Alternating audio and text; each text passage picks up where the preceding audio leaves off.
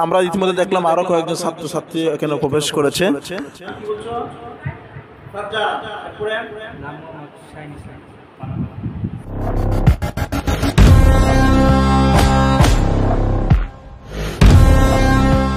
والصلاة والسلام على سيد المرسلين وآله وأصحابه أجمعين।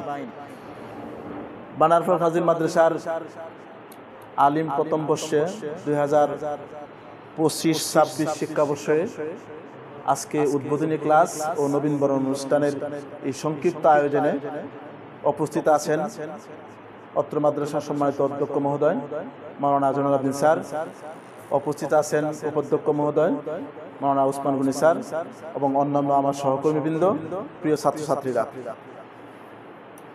আমরা প্রতি বছরেই এই ছোট্ট একটা আয়োজন করে থাকি। আজকেও সেই আয়োজন আমরা শুরু করলাম, যদিও আনুষ্ঠানিকভাবে এটাকে আরো বড় করে করা যেত। যথেষ্ট আনুষ্ঠানিকতার এখানে বিষয় থাকলেও সময় এবং পরিবেশের স্বল্পতার কারণে আমরা এটাকে বেশি বড় না করে সংক্ষিপ্ত আকারে আমাদের উদ্বোধনী ক্লাস এবং নবীনবরণ অনুষ্ঠান আমরা শুরু করতে যাচ্ছি। এবং এই আয়োজন করতে পারার জন্য যারা সহযোগিতা করছেন এবং তাদের ধন্যবাদ জানাচ্ছি, সেই সাথে আল্লাহ তাআলার কাছে কৃতজ্ঞতা জানাচ্ছি। সম্মানিত উপস্থিতি, আমরা এই পর্যায়ে পবিত্র কালামে হাকিম থেকে তেলাওয়াত শুনব। তেলাওয়াত নিয়ে আসছে আলিম প্রথম বর্ষের ছাত্র মহিবুর রহমান। মহিবুর রহমানকে কালামে হাকিম থেকে তেলাওয়াত করার জন্য আহ্বান করছি।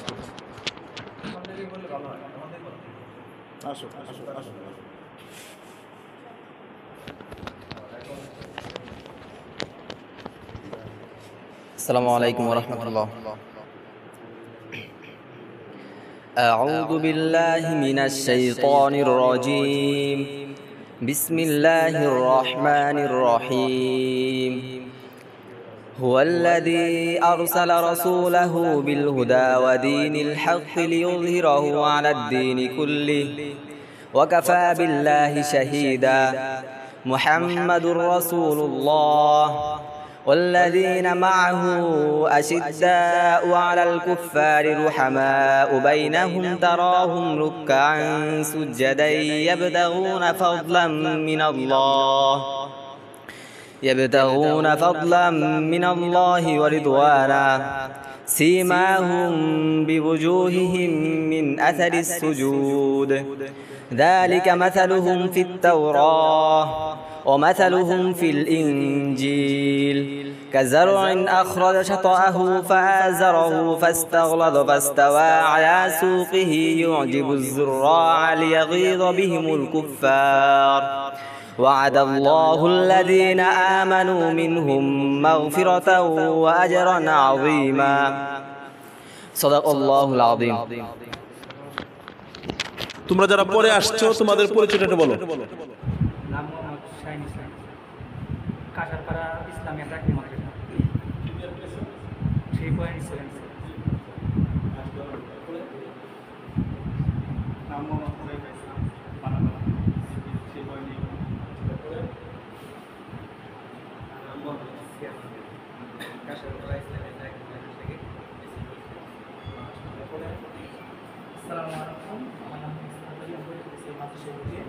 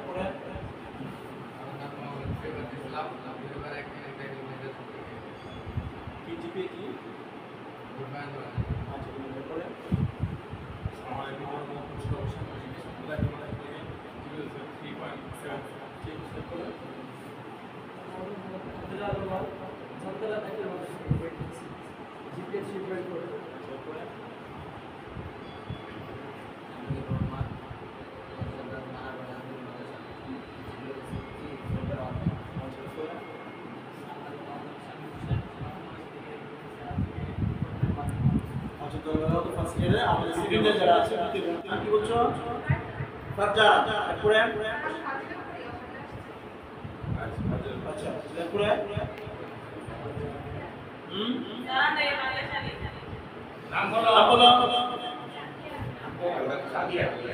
আসফিয়া, বলো তোমার নাম কি? আচ্ছা, কি জিপে পেয়েছি তুমি? ধন্যবাদ। এদিকে কে আসছে পরে? কি জিপে পেয়েছো? আমাদের থেকে আর কে আসছে পরে? জিপে বলা দরকার নেই। নাম রাখি ইসলাম শান্ত পড়াশোনা মাদ্রাসা আর জি,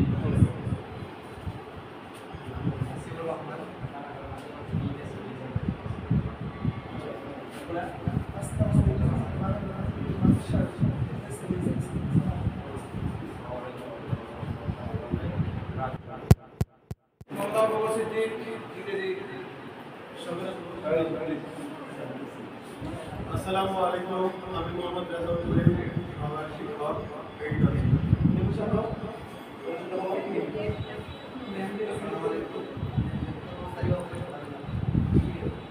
আমি মোহাম্মদ শহীদুল্লাহ সরকার কালী। ইসলাম জওয়ান। আসসালামু আলাইকুম আমি Mohammad Osman Johnny sir madam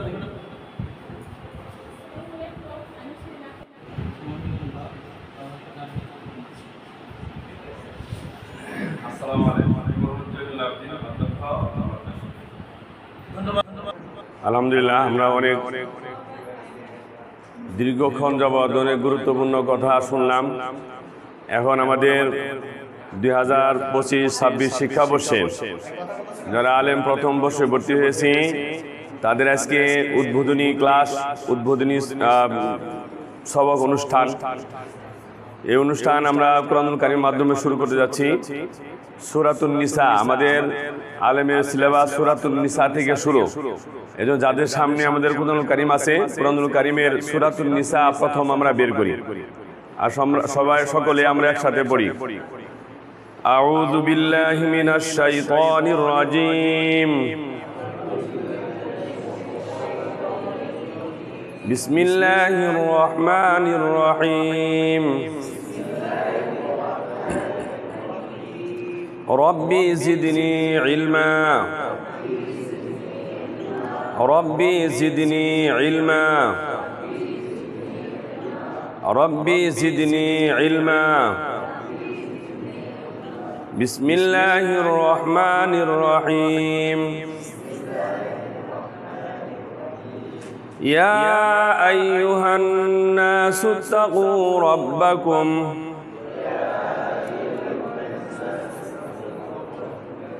الذي خلقكم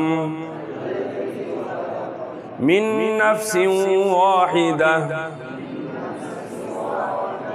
وخلق منها زوجها وبث منهما رجالا كثيرا ونساء واتقوا الله الذي تساءلون به والأرحام إن الله كان عليكم رقيبا صدق الله العظيم। আল্লাহ রাব্বুল আলামিন আমাদেরকে 2025-26 শিক্ষাবর্ষের আলেম প্রথম বর্ষের এই সবক অনুষ্ঠানের সবক উদ্বোধন করতে তৌফিক দিলেন, এই জন্য শুকরিয়া জানাই আলহামদুলিল্লাহ।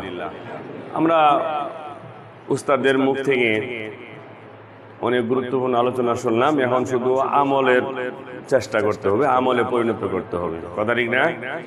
সারাদিন কথা বলা হলো, আমল করলাম না, কাজে পরিণত করলাম না, তাহলে লাভ হবে না। ওই জন্য যেটুকু শুনবো সেটুকু আমল করতে হবে, বাস্তবায়ন করতে হবে। একটা কথা আসছে, বলছেন কর্ম। কর্ম শব্দটা এমন একটি ব্যাপক শব্দ, মানুষের জীবনে সকল ক্ষেত্রেই প্রযোজ্য। একটা শিশু যার বয়স 7 দিন, তার উপরেও কর্ম শব্দটা প্রযোজ্য। এটা কি তোমরা বিশ্বাস করো? একটা শিশু 7 দিন বয়স, তার উপরেও কর্ম শব্দটা প্রযোজ্য। এটা কি তোমরা বিশ্বাস করো? কিভাবে? কর্ম শব্দটা বিভিন্ন জনের ক্ষেত্রে বিভিন্নভাবে প্রয়োগ হয়। বয়স 7 দিন বা 10 দিন শিশুকে শোয়ায় রাখছে, সে কর্ম করে না, তার কর্মটা হলো ক্ষুধা লাগবে, হুয়া হুয়া করে কাঁদতে হবে। এই হুয়া হুয়া করে কাঁদা, এটা তার কর্ম। এক কথা ঠিক না বেরি? শিশু শুয়ে রয়েছে, সারাদিন শুয়ে রয়েছে, হুয়া হুয়া করে কাঁদে না, হাত পাও লড়ায় না, মা কাজে ব্যস্ত, সারাদিন চলে গেল, মা কিন্তু বেশি মনে করবে না দুধ দেওয়ার জন্য। আর 1 ঘন্টা পরে যে হুয়া করে তার কর্ম শুরু করে দেয়, মা দৌড়ে আসবে, বলছেন বলছেন, এটাই তার জন্য কর্ম। তার ক্ষেত্রে এটাই তার কর্ম হিসেবে ব্যবহৃত হবে শব্দটা। আবার আস্তে আস্তে আস্তে আস্তে যখন একটু বয়স 1 বছর 2 বছর হাঁটতে পারে, তখন তার কর্ম হলো দৌড়াদৌড়ি করা, লাফালাফি করা, হাঁটাহাঁটি করা। যদি দৌড়াদৌড়ি হাঁটাহাঁটি লাফালাফি না করে, তাহলে সে অথর্ব হবে, পাতলা হবে না, হালকা হবে না, মানে 10 মিনিট শুধু পরেই থাকবে। তার কর্মই ওঠে দৌড়াদৌড়ি করে, লাফালাফি করা। এবার আস্তে আস্তে বয়স 5 বছর হলো, বর্তমান নিয়ম অনুযায়ী তাকে এখন ভর্তি করতে হবে কোথায়? প্লে নার্সারিতে। তার এখন কর্ম পরিবর্তন হলো, তার এখন কর্মটা হলো লেখাপড়া। আস্তে আস্তে যখন আমাদের ছাত্র জীবন আসলো, বড় হলো, ক্লাস 1, 3, 4, 5, এভাবে আস্তে আস্তে সারাটা জীবন ছাত্র জীবন যতক্ষণ থাকবে, ততদিন পর্যন্ত তার কর্ম হবে অধ্যয়ন। ওই জন্য বলা হয় ছাত্র নং অধ্যয়ন নং, তারপরে কি আবার বলেন? ছাত্র নং অধ্যয়ন নং তপ। ছাত্র নং অধ্যয়ন নং, ছাত্রদের তপস্যাই হলো অধ্যয়ন করা, এটা হলো ছাত্রদের কর্ম। এটা কাদের কর্ম? ছাত্রদের কর্ম। ছাত্র জীবন শেষ, এখন আমি বিভিন্ন জীবিকা উপার্জনের জন্য বিভিন্ন সাইডে, অফিসে আমার চাকরি হয়েছে, অথবা ব্যবসা বাণিজ্য চাকরি হয়েছে, অথবা কৃষিকাজে আমি ব্যস্ত হয়েছি, আমি ওই জীবনে যখন চলে যাব, সেই ক্ষেত্রে সে কাজটা আমার যেটা আছে সেটাই আমার কর্ম। একটা রিক্সাওয়ালা, সে যদি গুরুত্ব দিয়ে সময় ব্যয় করে তার কর্ম করে, তার জীবনে কিন্তু অভাব পড়বে না। একটা কৃষক যে তার কর্ম, এই কর্মটা যদি গুরুত্ব দিয়ে করে, তার জীবনে কোনো অভাব পড়বে না। সুতরাং ছাত্র জীবনের কর্ম হলো অধ্যয়ন করা। ছাত্র জীবনের কর্ম অধ্যয়ন করতে যারা ফাঁকি দিছে, তারা জীবনে সফলতা লাভ করতে পারে নাই। আর যারা নাকি ছাত্র জীবনে এই কর্ম, যেটা এই অধ্যয়নের কর্মটাকে গুরুত্ব দিয়েছে, তারা আজকে অনেক বড় হয়েছে। ছাত্র জীবনে যারা সময়কে গুরুত্ব দিয়েছে, কর্মকে গুরুত্ব দিয়েছে, তারা অনেক বড় হয়েছে। যারা বড় হয়েছে, তারা কি ছাত্র জীবনে গুরুত্ব দেওয়া ছাড়া বড় হয়েছে? যারা গুরুত্ব দেয় নাই, হয় রিক্সাওয়ালা হয়েছে, নাই কৃষক হয়েছে, নাই ছোট্ট একটা ব্যবসায়ী হয়েছে। যারা এই কর্মকে গুরুত্ব দিয়েছে, তারা বড় পদে আজকে আসীন হয়েছে। এই জন্য তোমাদেরকে বলবো, তোমরা ওয়াজ শুনেছো, নসিহত শুনেছো, আমি একটা কথাই বলবো, আমরা এমন একটা ক্লাসে উপনীত হয়েছি, এমন একটি শ্রেণীতে উপনীত হয়েছি, 1 থেকে নিয়ে মাস্টার্স পর্যন্ত যতগুলো ক্লাস আছে, শ্রেণী আছে, তোর মধ্যে আমি মনে করি আলেম শ্রেণীটা এটা সবচেয়ে গুরুত্বপূর্ণ একটা ক্লাস। কেমনে হলো? আলেম শ্রেণী এমন একটি ক্লাস, 10 বছর আমি অতিবাহিত করে আসলাম, আমার 10 বছর জীবনে ভুল হয়েছে না? আচ্ছা, এবার যারা দাখিল পরীক্ষা দিয়েছি, যারা সেকেন্ড ইয়ার তারা বাদ দিলাম, তারা তো পুরাতন হয়ে গেছে। যারা এবার পরীক্ষা দিয়ে পাশ করলাম, পরীক্ষা হলে আমাদের মনোবলটা কেমন ছিল? যে হায়, আরো যদি ভালো করে গুরুত্ব দিতাম সময়টুকু। আফসোস লাগছে না? এই বুকে হাত দিয়ে বলো, আফসোস লাগছে না? পরীক্ষা হলে কিন্তু তোমরা আফসোস মনে মনে, আরে যদি একটু সময়টা গুরুত্ব দিতাম, ক্লাসটা ভালো করে করতাম, তাহলে আজকে আমার ওইদিকে তাকাতে হইতো না, নকলে আশা করতে হইতো না, এরকম কিন্তু আফসোস করছো না? আবার পরীক্ষা দিয়ে আসার পরে দেখা গেল 4.8 পাইছো, 4.90 পাইছো, এই অল্প থেকে এই প্লাসটা কেটে গেছে, আরো আফসোস, হাই হাই, আর একটু যদি পরিশ্রম করতাম তাহলে আমি এই প্লাসটা পাইতাম 5 পয়েন্ট আমার এসে যাইতো। এই যে আফসোসের একটা সময় হলো এই আলেম ক্লাসটা। হ্যাঁ, বেশি কথা বলবে না। তাহলে এই ক্লাসটা গুরুত্ব কেমন হলো?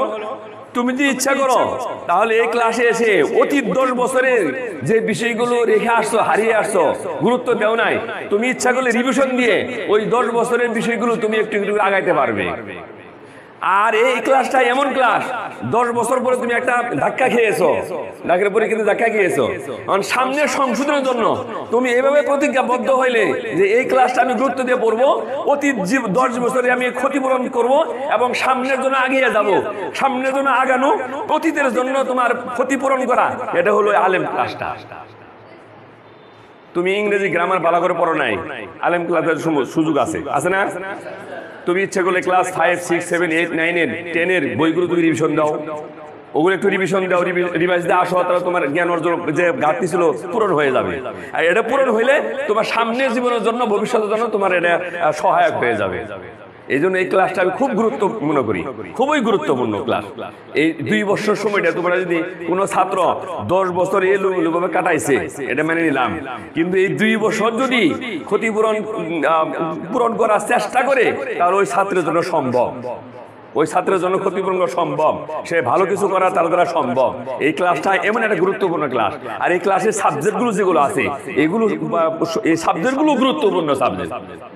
সমস্ত জ্ঞানের সবকিছু এই ক্লাসটার মধ্যে ভর্তি, জ্ঞানে ভর্তি। কারণ এই ক্লাসটা গুরুত্বে পড়লে সামনে ক্লাসগুলো তোমার সহজ হয়ে যাবে, ফাজিলে যায় সহজ হয়ে যাবে, কামিলে সহজ হয়ে যাবে।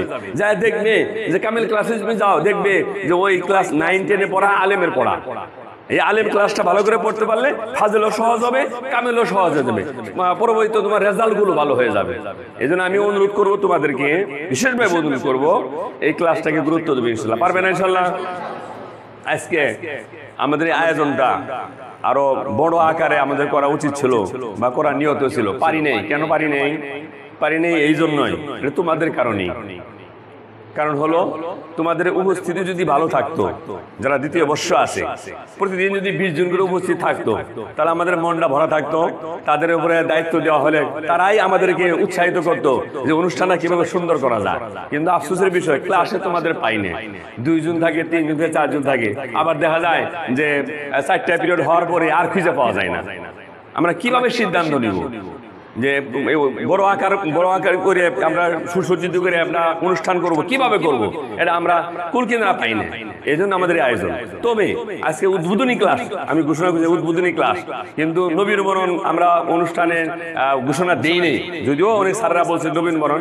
তবে আমার পক্ষ থেকে একটা প্রস্তাব থাকবে, আলেম দ্বিতীয় বর্ষে যারা আছো, তোমরা যদি সকলে ক্লাসে উপস্থিত হয়ে, বেশি বেশি উপস্থিত হয়ে, সংখ্যায় বৃদ্ধি উপস্থিত হয়ে যদি তোমরা নবীন বরণ অনুষ্ঠান সুন্দর করতে চাও, যা কিছু করা লাগে আমি তোমাদের সহযোগিতা করবো ইনশাআল্লাহ। এটা তোমাদের আমার পক্ষ থেকে অনুমতি দেওয়া থাকলো। কিন্তু তোমাদেরই থাকতে হবে, উৎসাহ থাকতে হবে, উদ্দীপনা থাকতে হবে। প্রয়োজনে সকল ছাত্রদেরকে নিয়ে আমরা এই অনুষ্ঠান করব, কিন্তু তোমাদের আসতে হবে। যারা আজকে নতুন আসছো, আজকে উৎসব উদ্বোধন ক্লাস হলো, আমার প্রায় 40 জন মতো ভর্তি হয়েছে। কতজন আসছে দেখো, কতজন? একটু হাত উঠান দেখি। নতুন যারা হাত উঠান, 1, 2, 3, 4, 5, 6, 7, 8, 9, 10, 11 জন। দেখেন লাবিব, আমাদের ভর্তি 40 জন। মোবাইল করলাম, সবকিছু করলাম, এবং প্রতিষ্ঠান প্রধান যারা তাদেরকেও মোবাইল করলাম, পাইলাম 11 জন। 40 জনের আয়োজন আমরা কিভাবে করি? মোবাইল করছি, বাবাই বলতেছে ছেলে গার্মেন্টসে ভর্তি। মোবাইল করছি, বাবা বলতেছে ছেলে অটো নিয়ে চলে গেছে। এই অবস্থা। তাহলে আমরা স্যাররা কোন আশায় বড় উদ্যোগ আমরা নিতে পারি, আয়োজন করতে পারি? এজন্য দ্বিতীয় বর্ষ যারা আছো এবং প্রথম বর্ষ যারা ভর্তি হলে, আজকে উদ্বোধন ক্লাস হলো, সকলকে অনুরোধ করবো আমি প্রিন্সিপাল হিসেবে, আপনারা আসুন, ক্লাস করুন, এখান থেকে অর্জন করুন। আপনাদের অর্জনের একটা সময় পাবেন, আফসোস করবে পরে পাবে না। সব জিনিস খুঁজে পাওয়া যায়, সময় চলে গেলে পাওয়া যায় না, সময় চলে গেলে আর পাওয়া যায় না। এখন তোমাদেরকে যদি কোটি টাকা দেওয়া হয়, ক্লাস 5টা তোমরা খুঁজে পাবে, আরো পাবে না। এই যে দাখিল পরীক্ষা গেল, এটা কি আরো খুঁজে পাবে না। এই জন্য সময় চলে গেলে আর পাওয়া যায় না, আর জীবনের সময়টা, মুহূর্তটা চলে গেলে আর পাওয়া যাবে না। এই জন্য আমি অনুরোধ করব, সময়কে গুরুত্ব দাও, মূল্যায়ন করো, তোমার জীবনটা সুন্দর হবে, সমাজ সুন্দর হবে, বাবা মা খুশি হবে, উস্তাদরা খুশি হবে, সকলেই খুশি হবে এবং সকলেই শান্তি পাবে। তোমাদের সকলের সুন্দর জীবন কামনা করে, তোমাদের সফলতা কামনা করে, যারা দ্বিতীয় বর্ষ আসো, সামনে পরীক্ষা আসছে, এই পরীক্ষার জন্য ভালোভাবে প্রস্তুতি নাও, এবং যারা নতুন ভর্তি হলে ক্লাস যেন মিস না হয়, প্রতিজ্ঞা করো। এই প্রতিজ্ঞা নিয়ে তোমাদের এই প্রতিজ্ঞাকে যেন আল্লাহ তাআলা কবুল করুন, বাস্তবায়ন করতে পারো। সকলের সুস্বাস্থ্য কামনা করে এবং সুন্দর জীবন কামনা করে আমার কথা এখানে শেষ করছি। আসসালামু আলাইকুম ওয়া রাহমাতুল্লাহ।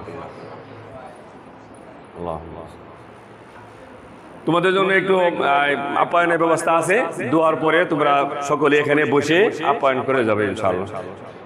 হ্যাঁ আমাদের উদ্দেশ্যে নসিহত করবেন অত্র মাদ্রাসার সম্মানিত উপাধ্যক্ষ মহোদয় হযরত মাওলানা উসমান গনি স্যারকে আমি অনুরোধ করছি আমাদের উদ্দেশ্যে কিছু বলার জন্য।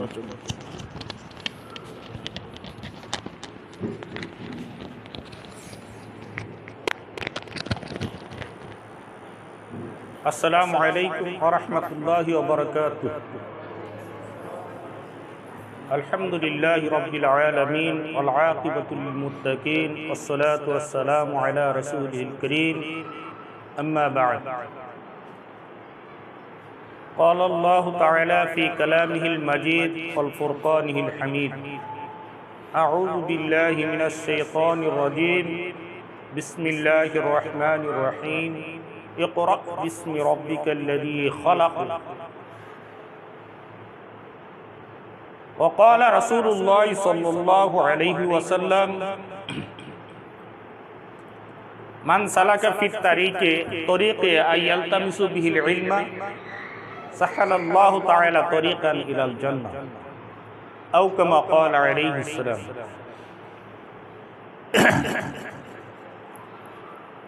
ঐতিহ্যবাহী বানারপাড় ফাজিল ডিগ্রি মাদ্রাসায় 2025-26 শিক্ষাবর্ষে আলিম প্রথম বর্ষে ভর্তিকৃত শিক্ষার্থীদের উদ্দেশ্যে আজকের এই সংবর্ধনা অনুষ্ঠান, সাথে আমাদের সবক উদ্বোধনী। এই অনুষ্ঠানে উপস্থিত আছেন আমাদের সম্মানিত অধ্যক্ষ মহোদয়, আর উপস্থিত আছেন আমার সহকর্মীবৃন্দ, আমার সামনে উপস্থিত আছেন আমার স্নেহস্পদ প্রাণপ্রিয় শিক্ষার্থীবৃন্দ। আপনারা অবশ্যই অবগত আছেন 2025-26 শিক্ষাবর্ষে সরকারের নির্দেশনা অনুযায়ী ক্লাস শুরু করা, শ্রেণী পাঠদান শুরু করার নির্দেশনা দেওয়া হয়েছে। সেই নির্দেশনার আলোকে আমরা 2025-26 শিক্ষাবর্ষের আলিম শ্রেণীর প্রথম বর্ষের ক্লাস উদ্বোধন করতে যাচ্ছি এবং এই ক্লাস উদ্বোধনের উদ্দেশ্য করে আমাদের এখানে আজকের এই অনুষ্ঠান।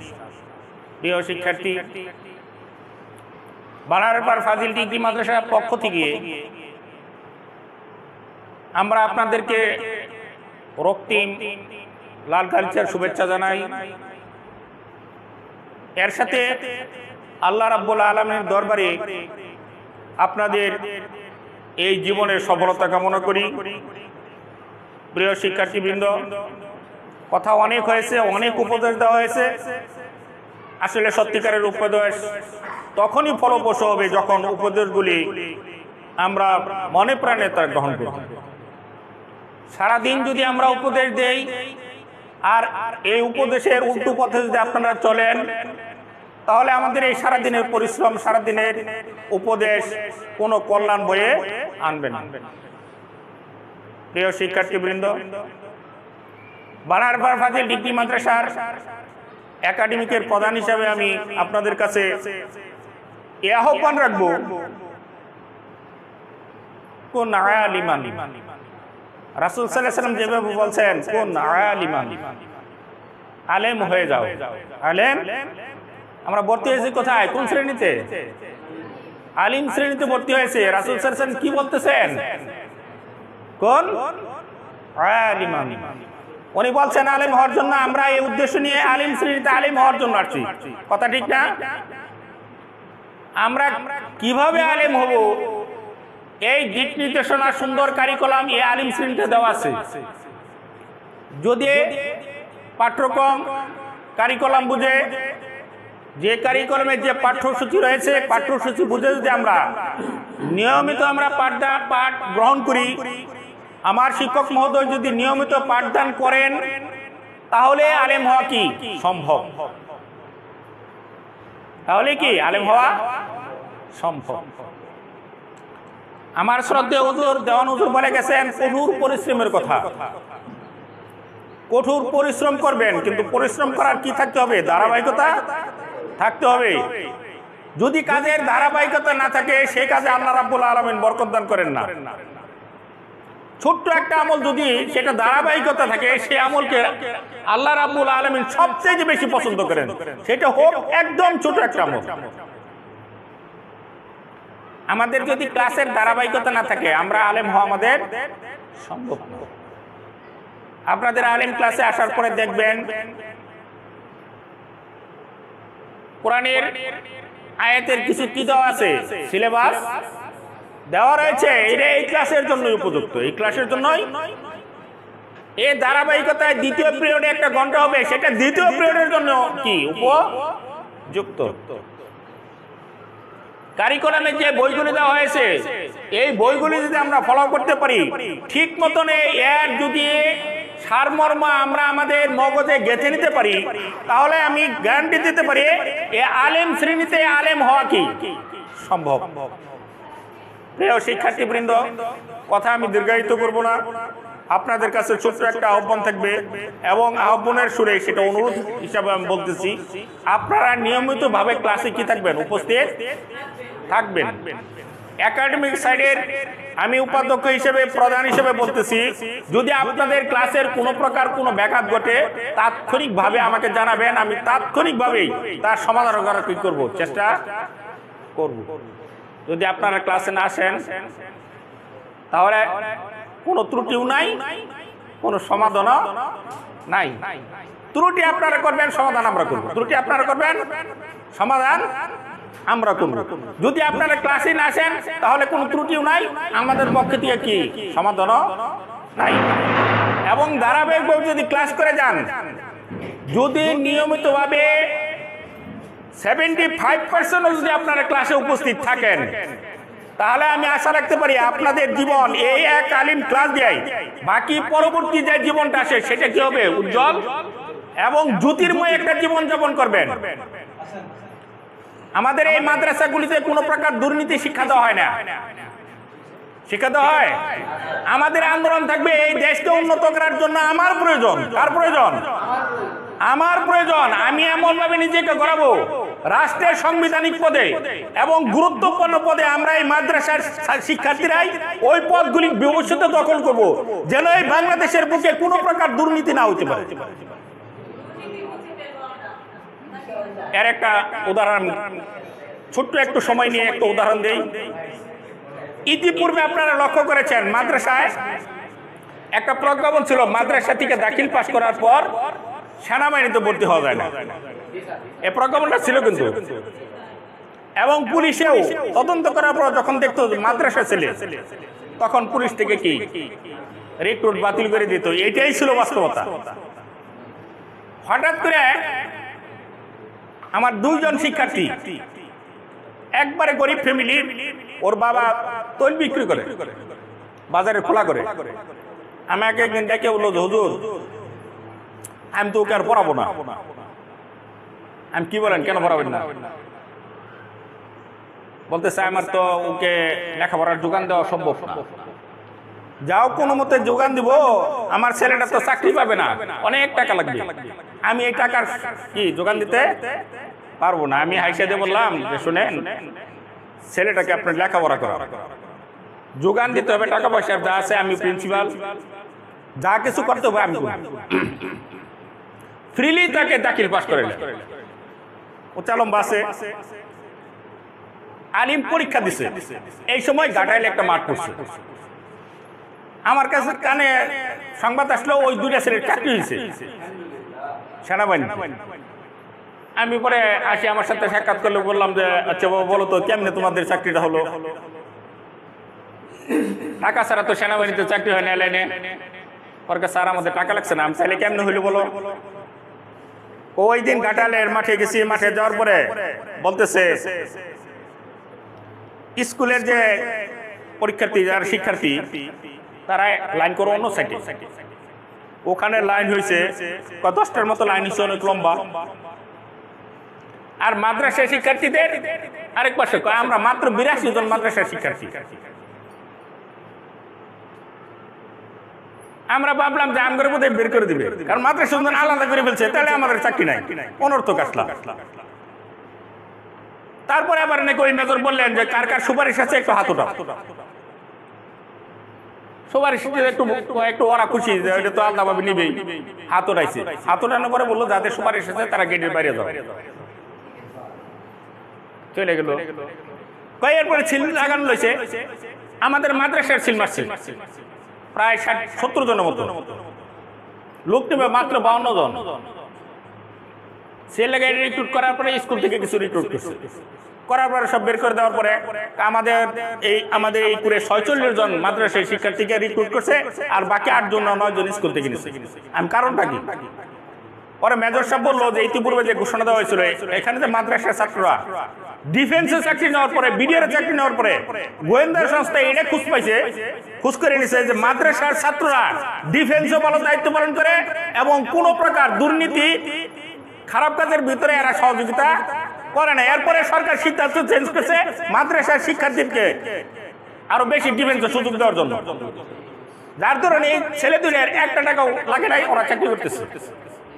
তাহলে আমরা যদি আমাদের জীবনের সফলতা নিয়ে বিশেষ করে আমরা যদি বড় বড় অফিসার পদে চাকরি নেই মাদ্রাসার, তোমার ডিপার্টমেন্টে যে লোকেরা চাকরি করবে হোক সে দুর্নীতিবাজ, বদমাইশ, দুর্নীতি, লম্পট, তারপরে সে এই সাহস পাবে না যে বাংলাদেশের বুকে অমুক অফিসারের আন্ডারে চাকরি করে আমি দুর্নীতি করব।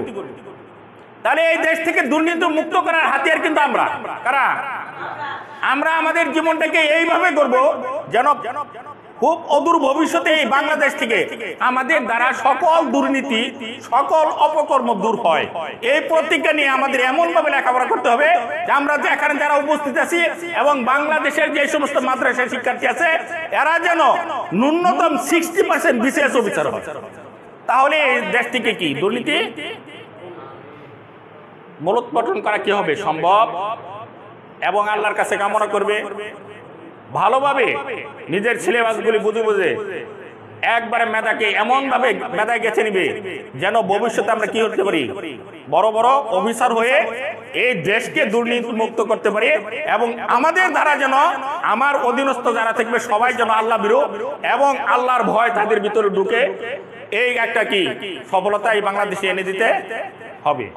তোমাদের প্রত্যেকের জীবন, ভবিষ্যৎ যে জীবনটা রয়েছে সেটা জ্যোতির্ময়, উজ্জ্বল এবং সফলতা নিয়ে বাকি জীবন তোমরা মৃত্যুর আগ পর্যন্ত সুখে শান্তিতে ইহকাল এবং পরকাল উভয় জগৎ লাভ করবে, এই কামনা রেখে আমি আমার এই সংক্ষিপ্ত বক্তব্যকে শেষ করছি। আল্লাহ হাফেজ। আসসালামু আলাইকুম ওয়া রাহমাতুল্লাহি ওয়া বারাকাতুহু। এবার আমাদের উদ্দেশ্যে সংক্ষিপ্ত কথা বলবেন আমাদের আরেকজন সহকারী অধ্যাপক আরবি বিভাগ জনাব দেওয়ান নুরুল ইসলাম স্যার। জনাব দেওয়ান নুরুল ইসলাম স্যারকে অনুরোধ করছি কথা বলতে।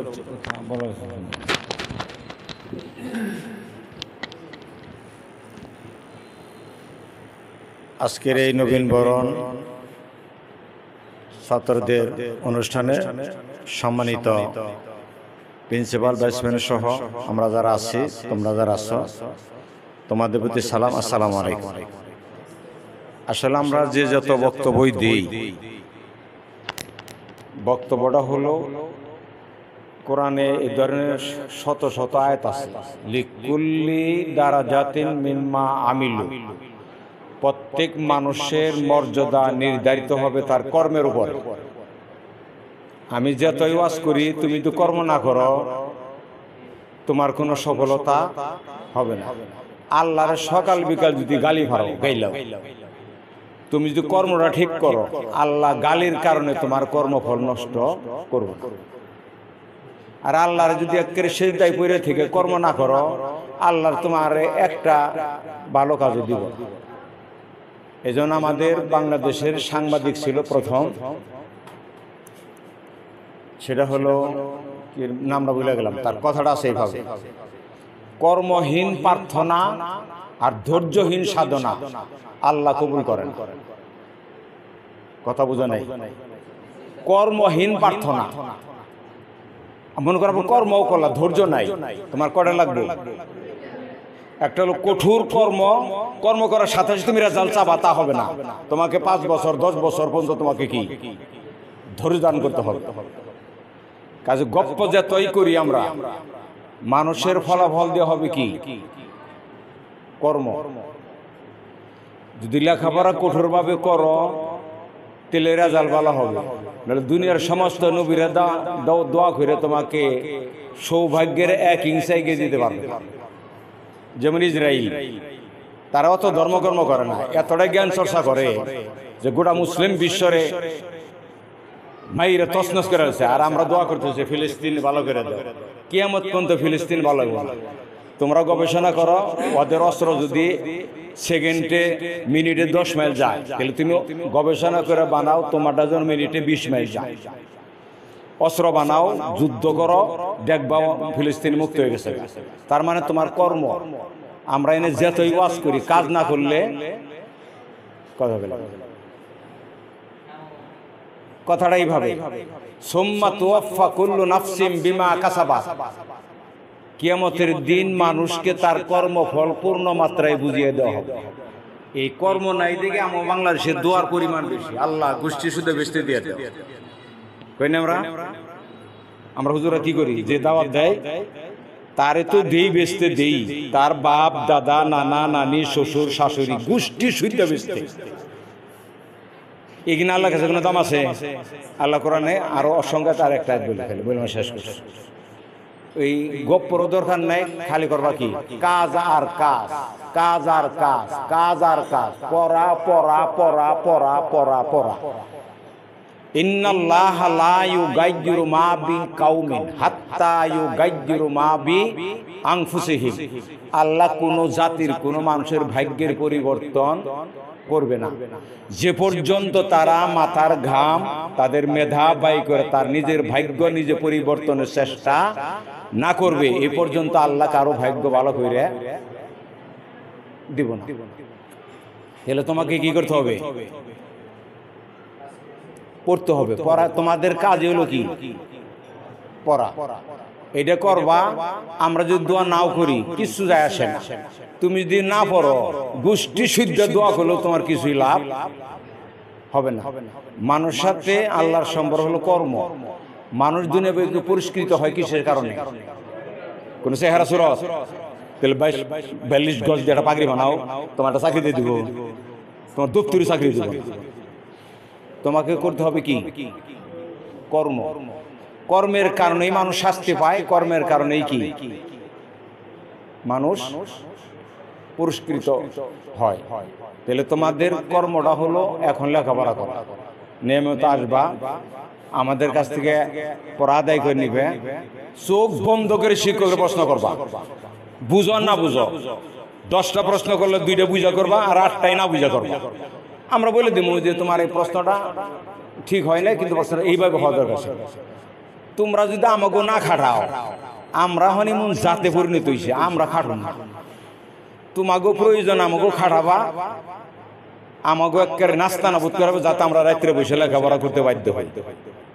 এই জন্য তোমাদেরকেও পড়তে হবে। তোমরা যেমন ঢাকা ইউনিভার্সিটিতে বা বিভিন্ন ইউনিভার্সিটিতে আমরা ইউনিভার্সিটি দেখছি, কোনো দিন কোনো শিক্ষক এসে বলতে আজকে পড়াবো না। কেন স্যার পড়াবেন না? বলে আজকে লেখাপড়া করি নাই, নোট করি নাই, প্রস্তুতি নেই। কতই কত পর আমরা জিজ্ঞাসা করতাম, হুজুর এইভাবে করলেন কেন? বল দেখো তোমাদের মধ্যে এরকম কিছু 2-1 ছাত্র আছে যারা আমাকে চাইতে বেশি পড়ে। তুমি আন্দাজে লেকচার দিই, আমার যদি ভুল প্রমাণিত হয়, পরে যদি আমি সঠিক কথা বলি, তাহলে বলবো যে এটা না পড়েই কইছে। কাজে পড়ি নাই, সত্য কথা কয়ে দিলাম, পড়েই সেরকম। তোমরা যদি পড়ো তাহলে আমরা পড়ব, তোমরা পড়বা না আমরা পড়ব না। কারণ তোমার ফাঁকি দিয়ে আমি ক্লাস থেকে বিদায় নিতে সুযোগ পাবো, এটাই আমরা করবো। এই দেশে চোরকারা কৃষক ইউনিভার্সিটির পড়ার এই শিক্ষা শুরু করে বাংলাদেশ সবচেয়ে বড় চোর আর বাটপার। যত দুর্নীতি করে শিক্ষিত বাটপাররা। তোমরা আল্লাহর আদালতে জবাবদিহির ভয়ে, আল্লাহর কাছে জবাবদিহির ভয়ে বাটপারি বাদ দিয়ে একটা সুশিক্ষিত মানুষ হও। ওই সাদিক কায়েম হও, ফরহাদ হও, আবিদুর রহমান হইও না, টেবিল থাপড়িয়ে কথা বলে এটা হইও না। লেখাপড়া করো, জ্ঞান অর্জন করো, মানুষের সেবা করো, নিজেকে আগে প্রতিষ্ঠিত করো, তারপর মানুষের সেবা করো। নিজে আগে প্রতিষ্ঠিত হও, তার মা বাপের করো, আত্মীয় স্বজন করো, তারপর সমাজের করো। এগুলো সবকিছুর মূল হলো তোমার পরিশ্রম। কি পরিশ্রম? কমসে কম প্রতিদিন 4-5 ঘন্টা করে লেখাপড়া করো। গপ্প দিয়ে বেঁচে যাওয়া যায় না, গপ্প দিয়ে দুজকে যায় না। দুজকে গেলে তোমার কোকাম করো না, কোকাম করলে না দুজক দেবো তোমার। দুজকে তোমার এমনি দিব কথা, দুজকে তোমার এমনি দিব। আকাম করবা, কুকাম করবা, মানুষের বাইরে মানুষের হক মেরা খাইবা, দুর্নীতি করবা, বাস আসছে তোমার যোগ দিন। বেঁচতে যাবা, ভালো কাজ করবা, মানবতার সেবা করবা, সুশিক্ষিত হবা, আদর্শবান হবা, তোমার গাড়ি ধরে জান্নাত দিয়ে দেবে। আল্লাহ কোন তাই বলছে। তাহলে তোমাদের সবকিছুর মূলে কি? পরিশ্রম, কর্ম। কর্মকে মূল্যায়ন করো, কর্মকে সম্মান দাও, পরিশ্রমকে মূল্যায়ন করো, লেখাপড়া করো। তোমরা ওই যে আবর কইছি, তোমরা পড়লে আমরা পড়াম।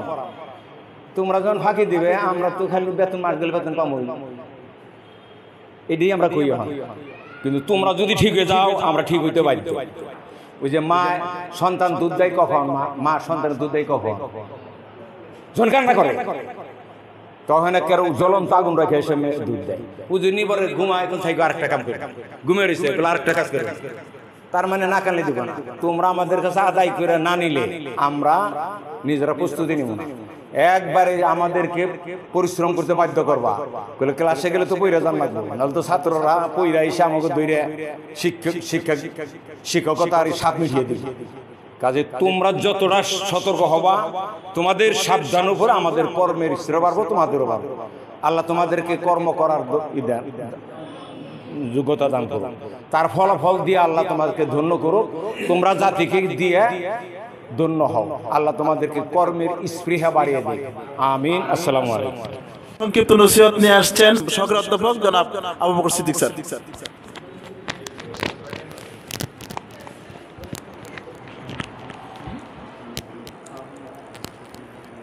আলহামদুলিল্লাহ, আসসালামু আলাইকুম। সালাম বিশ্ব মানবতার মুক্তির দূত, পৃথিবীর জন্য রহমত আমাদের প্রিয় নবী মুহাম্মদ সাল্লাল্লাহু আলাইহি সাল্লামের উপরে।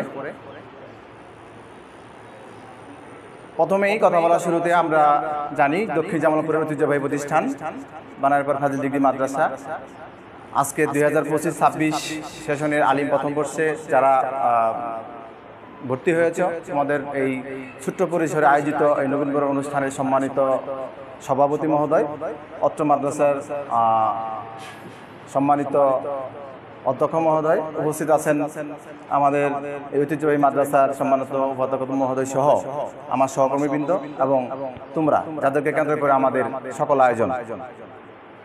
প্রথমেই আমি তোমাদেরকে সুস্বাগতম জানাচ্ছি আমাদের এই পবিত্রতম স্থানে এবং মহান আল্লাহ রাব্বুল আলামিনের কাছে কৃতজ্ঞতা প্রকাশ করতে চাই এবং আবার আলহামদুলিল্লাহ বলতে চাই। আমাদের স্যাররা বলছেন কিছু লোককে আল্লাহ বাছাই করেন, কিছু লোককে আল্লাহ ছাঁটাই করেন, এই কথাটা বুঝতে হবে। আমি যে জায়গায় ফোকাস করতে চাই সেটা হলো, আমরা দেখছি যে মাদ্রাসা থেকে যারা পড়াশোনা করে দাখিল আলিম পাস করে, এরা সমাজে বিভিন্ন জায়গাতে সবচেয়ে ভালো কাজগুলো তারা করে, অথচ ছাত্র জীবন থেকে শুরু করে তাদের জীবনে একটা ট্রমা থাকে। ট্রমা এই শব্দটা বাংলা কেউ জানো? মানে তারা নিজেকে সবসময় হীনমন্যতায় মানে একটা সাফারিং করে, পরিচয় দিতে চায় না। যেমন আনোয়ার কলেজে পড়ে, সে বুক ফলায় এখানে শাড়ির কলার খুলে সে বলে আমি আনোয়ার কলেজে পড়ি। আর একজন আছে কি চুপসে থাকে, সে যে আমি আলিমে ভর্তি হয়েছি এই বানারপাড় ফাজিল মাদ্রাসা। আমি কি কথাটা তোমরা মানে অনেকে এই অবস্থাটা কি ফিল করছো? অনেস্টলি বলবা, সত্য বলছি, মিথ্যা বলার প্রয়োজন নাই, কাউকে বোঝানোর প্রয়োজন নাই। তুমি মাদ্রাসায় পড়ে গর্ববোধ করো না, এরকম কে আসছো? মিথ্যা বলতে না করছি কিন্তু প্লিজ। আমি 2 থেকে 3টা পয়েন্টের উপর তোমাদের ফোকাস করব। আমি সম্মানিত স্যারদের সময় নষ্ট করব না। কথা হচ্ছে অবশ্যই এটি কি আমি বলছিলাম বাছাইকৃত এবং ছাঁটাইকৃত, এই কথাটা তোমরা আল্লাহর রহমত প্রাপ্ত এবং বিশেষভাবে তোমরা ছাঁটাইকৃত। এখন দেখো আমাদের বাংলাদেশের শিক্ষা ব্যবস্থার দ্বিতীয় বৃহত্তম শিক্ষা ব্যবস্থা হচ্ছে মাদ্রাসা শিক্ষা ব্যবস্থা। এটা তোমাদের পরিসংখ্যান জানতে হবে এবং পরিসংখ্যান তোমরা যদি ভিতর থেকে জেনে দেখো যে আলিয়া মাদ্রাসা থেকে যে বিশাল জনগোষ্ঠী বেরিয়ে যাচ্ছে, এরা পরিচ্ছন্ন চাকরিজীবী, আদর্শ নাগরিক, ইহকালীন পরকালীন মুক্তি তাদের জীবনে আছে, নিশ্চয়তা তাদের পার্সেন্টেজটাই বেশি। এবং ভার্সিটি থেকে পাশ করে আমি দোষারোপ করছি না, যেখানে যে শিক্ষায় নীতি নৈতিকতা কম থাকে, ইথিক্স থাকে না, সেখানেই কিন্তু দর্শন মামলা বা এই যে তোমার এখন আমরা দেখতে পাচ্ছি অফিস আদালতে কোনো অফিস নাই ঘুষ ছাড়া হয় না, কিন্তু মাদ্রাসা পড়ুয়া কোনো লোককে ঘুষ খেতে দেখছো কিনা আমাকে দেখালে একটু আমি মানে সপ্তাহ অষ্টম আশ্চর্য মনে করবো। এটা রেকর্ড নাই। বিধায় এখানে একটা বিষয় হলো আধুনিক শিক্ষার সাথে তোমার ধর্মীয় শিক্ষার একটা সুন্দর কম্বিনেশন আছে। আর এটা তোমাদের অর্জন করলে, এই নির্যাসটা তোমরা পেলে শুধু এখানে সফল হবে না। কারণ তোমরা জানো মানুষের জীবন, এই জীবনটা যে রুহুটা বলছে, এটা কিন্তু কোনো মৃত্যু নাই, মানে চেঞ্জ হয়, মৃত্যুর মাধ্যমে দেহ ত্যাগ করে যায়। হ্যাঁ, অনেকে বলে কি দেহ ত্যাগ করে আমরা কিন্তু চলে যাই, আলমে বর্জকে চলে যাই, যেটা আমরা জানি হুজুররা বলে। প্রশ্ন হচ্ছে এটার মুক্তির জন্য আমাদেরকে পার্থিব জীবনে দক্ষ হতে হবে। আর দক্ষ হওয়ার জন্য আমাদের নিয়মিত কি দরকার, মানে স্কিল দরকার। স্কিল হওয়ার জন্য আমাদের কি লাগবে? মনে করো একজন তুমি ইঞ্জিনিয়ার হবা, তোমাকে মেশিন সম্বন্ধে ধারণা নিতে হবে। এখন এই 21 শতাব্দীতে দরকার হলো দক্ষ জনগোষ্ঠী। পৃথিবীতে পার্থিব এই মান্ডেন ওয়ার্ল্ডে তুমি যদি সফল হতে চাও, তোমাকে দক্ষ হতে হবে। দক্ষ না হলে তুমি ওখান থেকে ভালো কিছু আশা করতে পারো না। বিধায় এটি দক্ষ করার জন্য তোমাদের এখানে নিয়মিত আসতে হবে। পড়াশোনার ব্যাপারে তোমাদের সিরিয়াস হতে হবে। আরেকটা বিষয় ফোকাস করতে চাই, একটা সংস্কৃতি চলে আসছে। এই বিল্ডিং যখন ছিল না, এখানে ছিল টিনের দুচালা ঘর। অনেকে জানো যারা এখানে স্থানীয়, এখানে যারা ক্লাস করে গেছে তারা আজকে রাষ্ট্রের বা সমাজের বিভিন্ন জায়গাতে তারা ভালো ভালো অবস্থানে আছে, একটা বিষয়। আর তখন প্রচুর ক্লাস হতো, পরীক্ষা হলে নকল কম হতো। তো তোমাদেরকে মনে করাই দেই, ভাবার কোনো কারণ নাই যে আমরা ক্লাস না করলেও পরীক্ষায় পাস করে যাব। পাস করা, ওই যে আমাদের রেজাল্ট স্যার একটা কথা বলছেন, নিজের জন্য শিক্ষা। পাস করা ভিন্ন জিনিস, পরীক্ষা হলে পাস করে যেতে পারো, কিন্তু সারা জীবন তুমি নিজে লজ্জা পাবা। এই জন্য এরকম যেন কাজ না হয়। আর প্রেক্ষাপটও চেঞ্জ হয়ে গেছে, এখন ওই হলের পরিবেশ এখন আর আগের মতো থাকবে না, ঠিক আছে? ফ্যাসিস্টের পতনের পর থেকে প্রেক্ষাপট সবকিছু ইনশাল্লাহ চেঞ্জ হচ্ছে, হবে। পরীক্ষার পরিবেশ আগের চেয়ে কিছুটা হলে ভালো হয়েছে, এখন সামনে আরো ভালো হবে। এজন্য তোমাদেরকে আহ্বান জানাবো, তোমরা নিয়মিত ক্লাসে আসো। আমাদের যারা শিক্ষক মহোদয় আছেন, আমরা অত্যন্ত আনন্দের সাথে তোমাদের জানাতে চাই যে কোনোদিন কোনো ক্লাস মিস হবে বলে আমরা আশা করি না, এবং তোমাদেরকে তোমরা পর্যাপ্ত বিষয় নিতে পারবা। অনেক কথাই বলার ছিল, তোমাদের স্বল্প পরিসরে আয়োজনে তোমাদেরকে আবারও ধন্যবাদ জানাচ্ছি, তোমাদেরকে সুস্বাগতম জানাচ্ছি, তোমাদের সুস্বাস্থ্য কামনা করছি।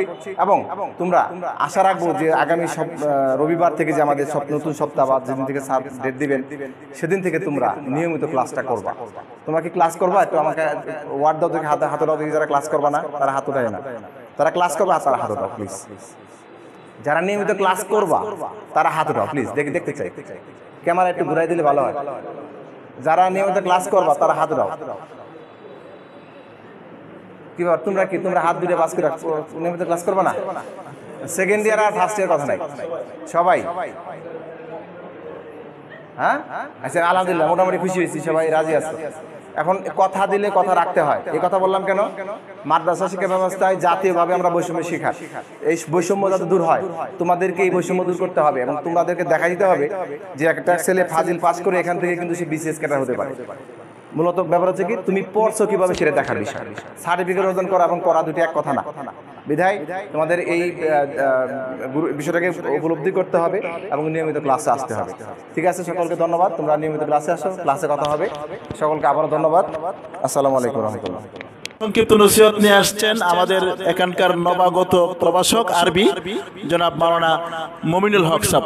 মুমিনুল হক সাহেবকে উপদেশ দেওয়ার জন্য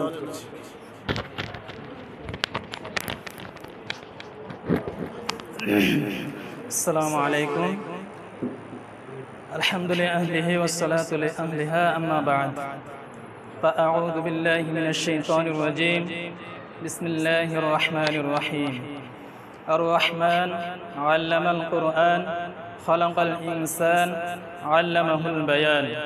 সাদাকাল্লাহুল আযীম।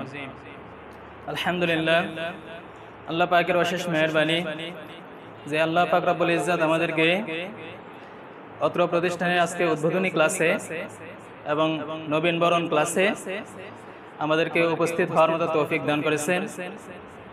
যে অনুষ্ঠানে সভাপতিত্ব করছেন অত্র প্রতিষ্ঠানের সম্মানিত অধ্যক্ষ জনাব জয়নাল আবেদিন স্যার।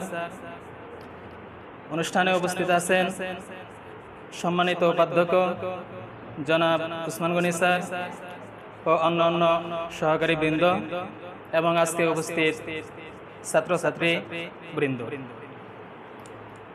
আল্লাহ পাক রব্বুল ইজ্জত আমাদেরকে পছন্দ করেছেন বিদায় আমাদেরকে ধর্মীয় শিক্ষা প্রতিষ্ঠানে ভর্তি হওয়া এবং ধর্মীয় শিক্ষা প্রতিষ্ঠানে অধ্যয়ন করার মতো সুযোগ দান করেছেন।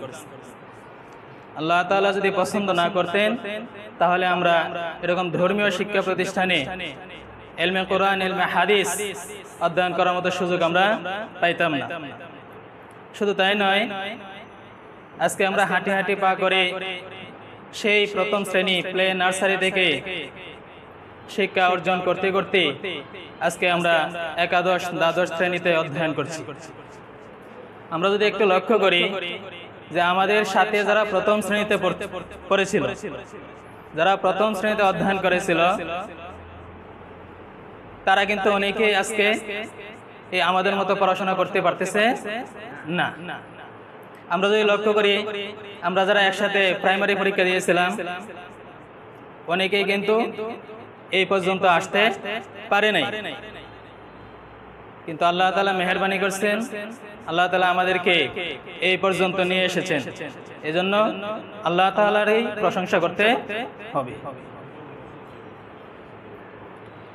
তো আল্লাহ তাআলা যেহেতু আমাদেরকে সুযোগ দান করেছেন, এই জন্য এই সুযোগটাকে সর্বোচ্চ ব্যবহার করার চেষ্টা করতে হবে। যারা পড়াশোনা করে তারাই দেশ গড়ে, তারাই জাতীয় প্রতিষ্ঠা করে, তারাই আন্তর্জাতিক সুনাম অর্জন করে, তারাই পরিবারের সুনাম অর্জন করে, তারাই সমাজের, তারাই প্রতিষ্ঠানের, তারাই দেশের সুনাম অর্জন করে। সেই মহান দায়িত্ব আমাদের উপরেই বর্তাবে। এই জন্য আল্লাহ তাআলা যেহেতু আমাদেরকে এ পর্যন্ত নিয়ে এসেছেন, এই জন্য আমরা সামনের দিনগুলোতে এই আলিম ক্লাসটা অনেক গুরুত্বপূর্ণ ক্লাস। এর পরবর্তী ধাপগুলোতে ইউনিভার্সিটি আছে বা গ্রাজুয়েশন আছে, এগুলো এই আলিম ক্লাসের উপরও নির্ভর করবে। আলিমের যে পড়াগুলি আছে, যে বেসিক জ্ঞানগুলো আছে, এগুলো যদি কেউ আলিমে শেষ করে, আলিমে যদি সে নিয়মিত ক্লাস করে এবং নিয়মিত অধ্যায়গুলো যদি কমপ্লিট করে, তাহলে তার পরবর্তী ধাপ, যেমন ইউনিভার্সিটিতে ভর্তি হওয়ার জন্য ইংরেজি লাগে, বাংলা লাগে, তো এইগুলো যদি আলিমে কেউ ভালোভাবে ক্লাস করে, এইগুলা থেকেই অ্যাডমিশনে আসে, অ্যাডমিশন টেস্টে প্রশ্ন হয়। এই জন্য আলিম ক্লাসটা খুবই গুরুত্বপূর্ণ। এই জন্য আমি তোমাদেরকে অনুরোধ করব যে এই আলিম ক্লাসটাতে যাতে আমরা নিয়মিত ক্লাস করি এবং নিয়মিত ক্লাস করে আমরা যাতে আমাদের প্রতিষ্ঠানের, আমাদের পরিবারের, আমাদের দেশের সুনাম অর্জন করতে পারি। আমি আমার বক্তব্য আর দীর্ঘ না করে এখানেই সংক্ষিপ্ত করছি। সকলকে শুভেচ্ছা জানিয়ে আমার বক্তব্য শেষ করলাম। আসসালামু আলাইকুম ওয়া রাহমাতুল্লাহ। বলবেন অত্র মাদ্রাসার সম্মানিত সহকারী শিক্ষক কৃষি জনাব রেজাউল করিম স্যার।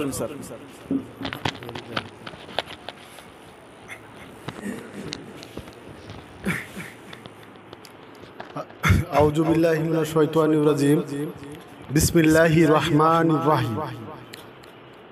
2025-2026 শিক্ষাবর্ষে আজকে এই নবীন বরণ অনুষ্ঠানে উপস্থিত আছেন অত্র প্রতিষ্ঠানের সম্মানিত আমার শ্রদ্ধাভাজন অধ্যক্ষ স্যার, উপস্থিত আছেন উপাধ্যক্ষ স্যার সহ সহকারী অধ্যাপক, উপস্থিত আছেন আমার সহকর্মী, আরও আমার সামনে উপস্থিত আছেন আমার স্নেহের ছাত্রছাত্রীবৃন্দ, সবাইকে আমার সালাম জানাচ্ছি। আসসালামু আলাইকুম। শিক্ষা জাতির মেরুদণ্ড আমরা সবাই জানি, পাশাপাশি এটাও জানি কিছু শিক্ষা জাতির কলঙ্ক। এই জন্যই বললাম সুশিক্ষা জাতির মেরুদণ্ড, শিক্ষা জাতির মেরুদণ্ড হতে পারে না। আমরা যারা আলিম প্রথম বর্ষ ভর্তি হয়েছি, অনেকেই ভর্তি হওয়ার পরে ক্লাস করতে চায় না, ভালো লাগে না, কি ক্লাস করবো, পাস তো করবো। শিক্ষাটা নিতে হয় নিজের জন্য। তুমি শিক্ষা গ্রহণ করবা, তুমি বিভিন্ন জায়গায় চলাফেরা করবা, মানুষের সাথে চলাফেরা করবা, কোথাও যদি কোনো চাকরি করো তুমি চলাচল করবা, কথা বলবা। ওই কথা বলার মাঝে তোমার কতটুকু শিক্ষা অনেকেই তোমাকে ফিল করবে। যদি তুমি শিক্ষা অর্জন না করতে পারো, নিজেকে দ্বিধায় পড়বে, লজ্জায় পড়বে, পলায় পলায় থাকবা, কর্মস্থলে পলায় পলায় থাকবা, দেখা না হয়। তাই আমি বলি কি, শিক্ষা অর্জন করতে হয় নিজের জন্য। তুমি পড়বা, তোমার সন্তানকে তুমি পড়াবা, তোমার নাতিনরা তোমাকে পড়াইতে হবে। যখন নাতিন তোমাকে জিজ্ঞাসা করবে দাদা এটা সূর্য পূর্ব দিক কেন যায়, এটা ঘুরে কেন, তখন যদি তুমি উত্তর না দিতে পারো তোমার নাতিন কিন্তু তোমাকে অতটুকু ভালোবাসবে না, দাদা জানে না। তাই আমি মনে করি যে শিক্ষাঙ্গন বা শিক্ষাঙ্গনের যে মাটি যে মূল্যবান, আমার মনে হয় অন্য জায়গায় আছে কিনা আমি জানি না, থাকতে পারে, কিন্তু আমার বোধগম্য হয়নি এখন। তাই আমি বলবো তোমরা যারা নতুন ভর্তি হয়েছ যদি ক্লাস করো, আমাদের এখানে অভিজ্ঞ শিক্ষক এবং সহকারী অধ্যাপক সাহেব আছেন, ওনারা বিভিন্ন জায়গায় ওয়াজ মাহফিল করে আসেন। অনেক দেশ, আমার এলাকা ইসলামপুর, ওখানেও আরো অনেক দূরে দূরে যায়। তার মানে ওনারা ইসলাম সম্পর্কে ভালো বুঝেন, জানেন। তাদের ওখানে ক্লাস করতে তো ভালো লাগার কথা, কারণ আমরা মুসলিম, আমার ধর্মীয় কথা শুনতে ভালো লাগবে, এটাই স্বাভাবিক, তাই না? তাই আমি তোমাদের কাছে আশা করব তোমরা ক্লাসগুলো সুন্দরভাবে করবা, শিক্ষাঙ্গনে আসবা, বসে থাকবা, এই মাটিও তোমাকে শিক্ষা দিবে, কোনো না কোনো ভাবে তোমাকে শিক্ষা দিবে। তাই আমি মনে করি যে শিক্ষা গ্রহণ করো, মনোযোগ দিয়ে গ্রহণ করো, ভালো শিক্ষা মনোযোগ দিয়ে গ্রহণ করো। খারাপ শিক্ষাও আসবে কিন্তু তুমি গ্রহণ করবা না। শিক্ষা অনেক ধরনের শিক্ষা আছে, কেউ চুরি শিক্ষাও দেয়, কেউ ভালো শিক্ষাও দেয়, পুঁথিগত বিদ্যা শিক্ষাও দেয়, অনেক শিক্ষা আছে। তুমি শিক্ষাটা, অনেক শিক্ষা তোমার সামনে আসবে, তুমি গ্রহণ করবে কোনটা? তোমার ভালো শিক্ষা, যেটা তোমার জীবনকে ত্বরান্বিত করবে, উন্নত করবে। যাক, আমি আর কথা বলছি না, আমার ক্লাস শুরু হয়ে গেছে। সবাইকে শুভেচ্ছা এবং ধন্যবাদ জানিয়ে আমার সংক্ষিপ্ত কথা শেষ করছি। আসসালামু আলাইকুম ওয়া রাহমাতুল্লাহি ওয়া বারাকাতুহু। ধন্যবাদ স্যারকে। আমার কথা শুনতে হবে, বেশি কথা বলা যাবে না কিন্তু, হ্যাঁ ঠিক আছে তো? শিক্ষার কিন্তু একটা টার্গেট আছে, অনেক লম্বা আলোচনা আমি ক্লাসে বলবো ইনশাল্লাহ। আমি শুধু বলতে চাই আমাদের লক্ষ্যটা হবে এরকম যেন আমরা নৈতিকভাবে একেবারে সর্বোচ্চ পর্যায়ে যেতে পারি, কি বলেন? আর এই নৈতিকতার উৎকর্ষ সাধনের জন্য স্যাররা বলছেন পরিশ্রম করার জন্য, ধারাবাহিকতা মেনটেন করার জন্য, এগুলো আমাদের ফলো করতে হবে। সেই সাথে আমাদের যেন টেকসই কিছু হয়, টেকসই যদি কিছু পেতে চাই তাহলে কিন্তু আমাকে স্যারদের পরামর্শগুলো মানতে হবে। টেকসই বুঝো তো, আজীবন যেটা আমার কাজে লাগবে এবং পরবর্তী প্রজন্মের জন্য কাজে লাগবে। এই বাংলাদেশ সরকার, রাষ্ট্র আমাদের জন্য কোটি কোটি টাকা খরচ করছে না? কেন? একটা টেকসই জনশক্তি গঠন করার জন্য করা হচ্ছে। আর সেই টেকসই জনগোষ্ঠীকে তৈরি করার জন্য তোমাদেরকে একটা ফর্মে আনা হয়েছে। সেই ফর্মে যদি তোমরা ফরম্যাটেড না হও, তৈরি না হও, তাহলে আমাদের সকল আয়োজন কি হবে? ব্যর্থ হবে। আমরা সেটা চাই না। তখন আমাদের কর্মমুখী শিক্ষার পরিবর্তে কি বলবো, কর্মহীন হয়ে যাব, জাতির জন্য বোঝা হয়ে যাব। আমরা জাতির জন্য বোঝা হতে চাই না, কি বলো? আমরা জাতির একটা নৈতিক মানসম্পন্ন টেকসই কর্মমুখী শিক্ষা, যেটা মাদ্রাসা শিক্ষা, তো স্যাররা বলছেন। পাশাপাশি আমরা আমাদের সেভাবে গড়ে তোলার চেষ্টা করবো ইনশাল্লাহ। এই পর্যায়ে আমাদের সামনে প্রথম সবক, প্রথম ক্লাস, উদ্বোধনী ক্লাস করার জন্য অনুরোধ করছি আমাদের সমাজের অধ্যক্ষ মহোদয়। আর অধ্যক্ষ মহোদয়কে অনুরোধ করবো আমাদের আল কোরআন থেকে আমাদেরকে আজকে সবক দেওয়ার জন্য। ধন্যবাদ সবাই।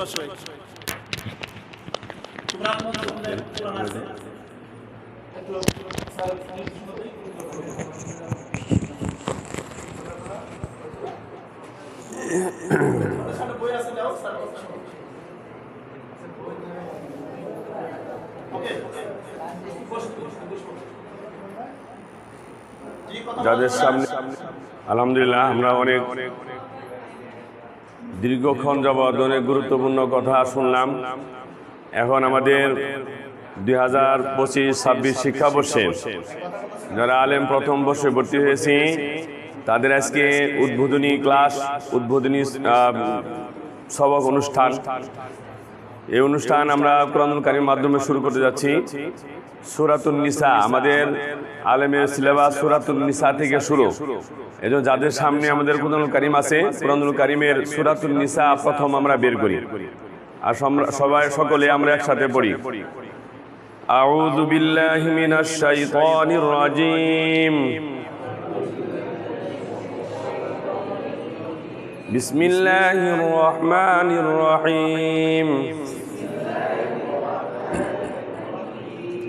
রব্বি জিদনি ইলমা, রব্বি জিদনি ইলমা, ربي زدني علما بسم الله الرحمن الرحيم يا أيها الناس اتقوا ربكم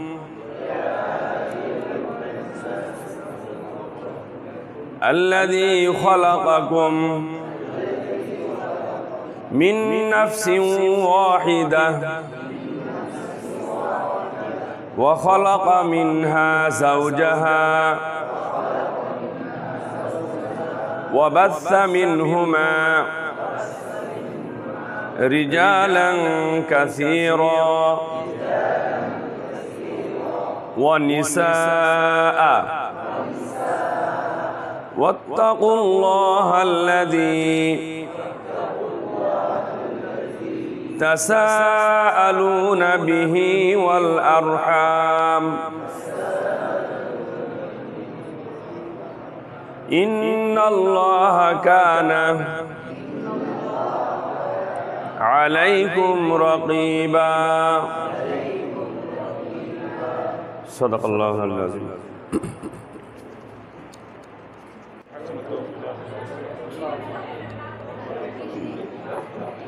اللهم